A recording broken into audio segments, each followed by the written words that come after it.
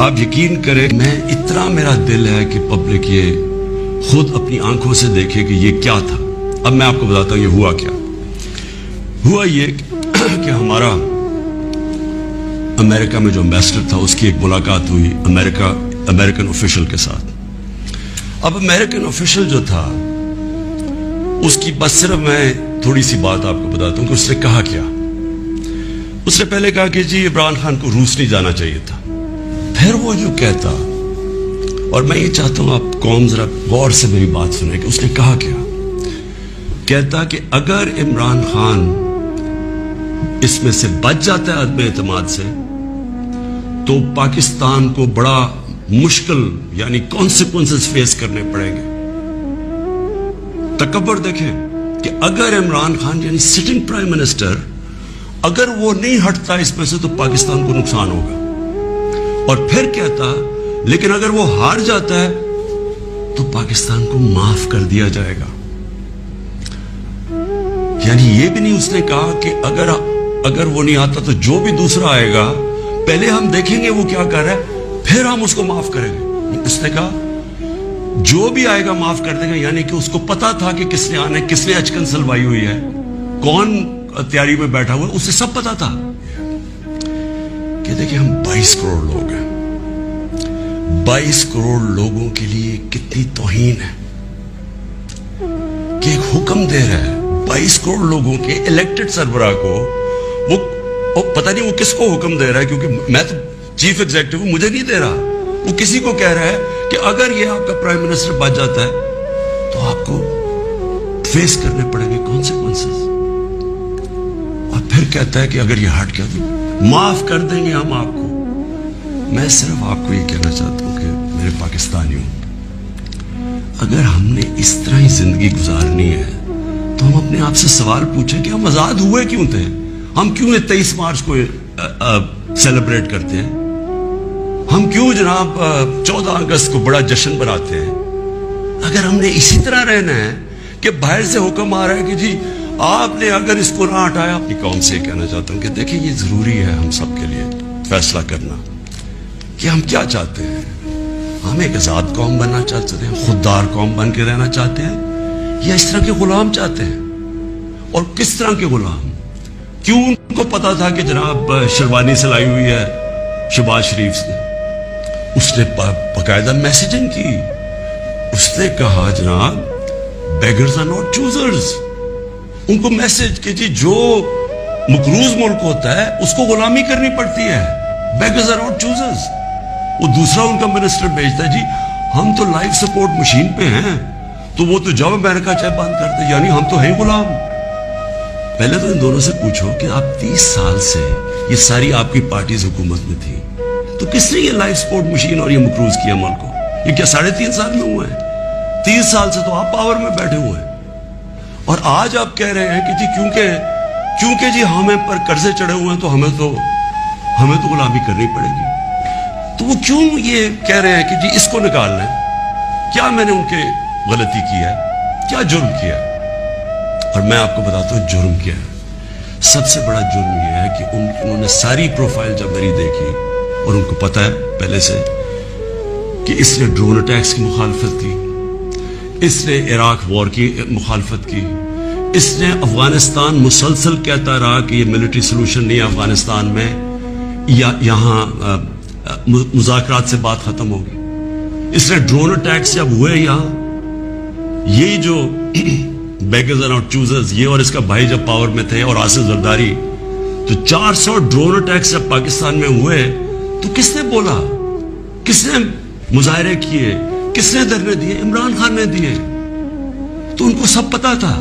ان کو یہ پتا ہے کہ عمران خان نہ اس کی کوئی چوری کے پیسے باہر پڑے ہیں, نہ اس کی کوئی جائیداد باہر پڑی ہے, نہ اس کے کوئی باہر بینک اکاؤنٹس ہیں, یعنی کہ وہ کنٹرول نہیں ہو سکتا. تو لہٰذا یہ اس کا قصور ہے کیونکہ وہ ہمارا پتلا نہیں بن سکتا, اس لیے اس کو ہٹانا بڑا ضروری ہے.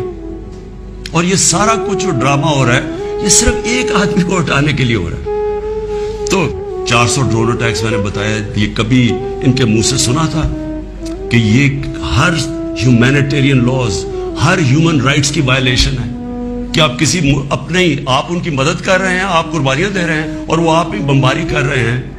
اور بمباری کس طرح لوگوں کو مار رہے ہیں؟ ایک آدمی 4000 میل سے فیصلہ کرتا ہے کہ جناب یہ دہشت گرد, اور اوپر سے بٹن دباتا ہے اور وہ نیچے مر جاتے ہیں. تو عمران خان کا بھی یہی پرابلم ہے.